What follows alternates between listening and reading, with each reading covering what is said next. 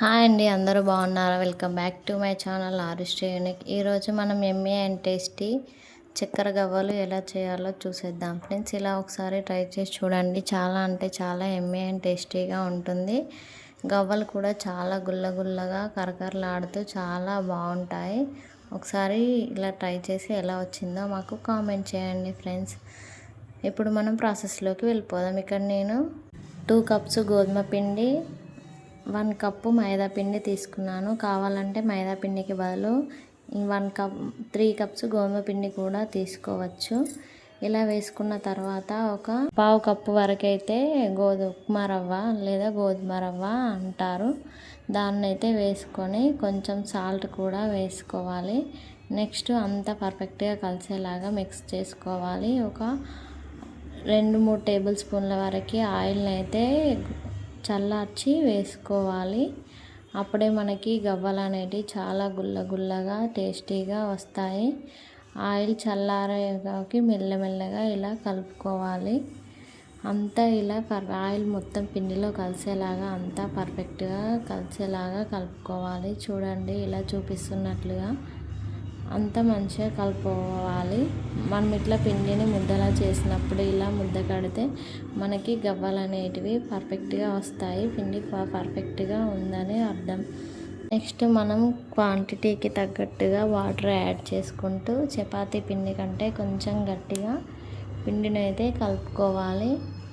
ఇలా కలుపుకోవడం వల్ల లూజ్గా కలుపుకుంటే మాత్రం గవ్వలు పర్ఫెక్ట్గా రావు. అందుకే చపాతీ పిండి కంటే కొంచెం గట్టిగా కలుపుకోవాలి. అప్పుడే మనకి గవ్వలు అనేటివి చాలా పర్ఫెక్ట్గా వస్తాయి. పిండి ఇలా కలుపుకోవాలి. చూడండి, ఇలా కలుపుకున్న తర్వాత ఒక 1/2 అవర్ పాటు అయితే పక్కన పెట్టుకోవాలి.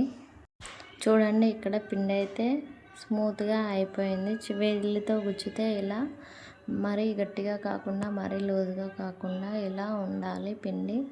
ఒక 1/2 అవర్ తర్వాత మనం ఈ క్వాంటిటీలో తీసుకొని చిన్న బాల్స్గా చుట్టుకొని అన్నింటినీ పక్కన పెట్టుకోవాలి. ఇలా ఒకదాని తర్వాత ఒకటి అన్నింటినీ చుట్టుకొని పక్కన పెట్టుకోవాలి.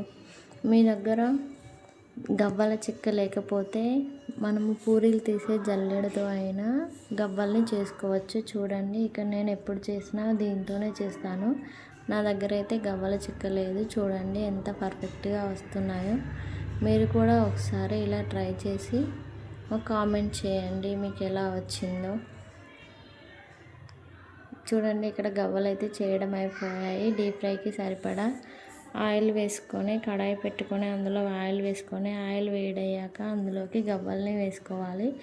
ఆయిల్ని మాత్రం మీడియం టు లో ఫ్లేమ్లో ఉంచుకొని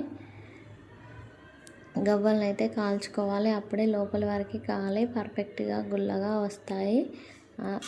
ఈ ప్రాసెస్లో గవ్వలు కాలడానికి అయితే కొంచెం టైం పడుతుంది. ఓపికగా చేసుకోవాలి. ఎక్కువ మంట పెడితే గవ్వలు గుల్లగా రావు.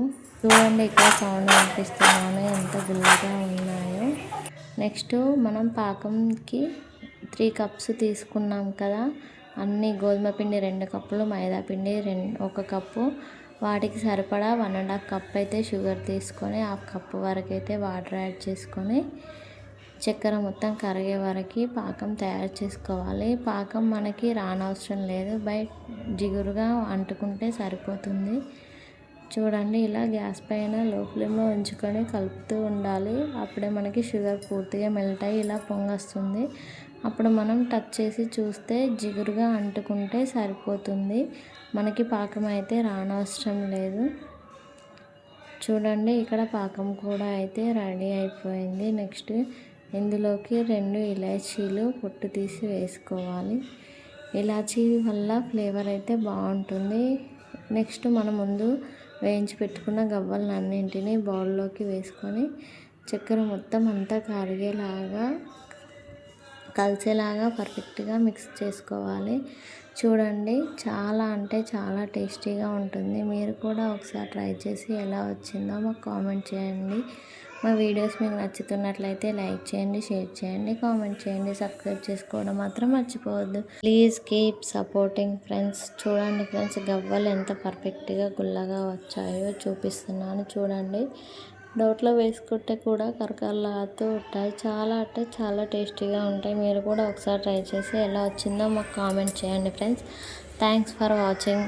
మళ్ళీ ఇంకొక మంచి వీడియోలో కలుద్దాం. బాయ్ మరి.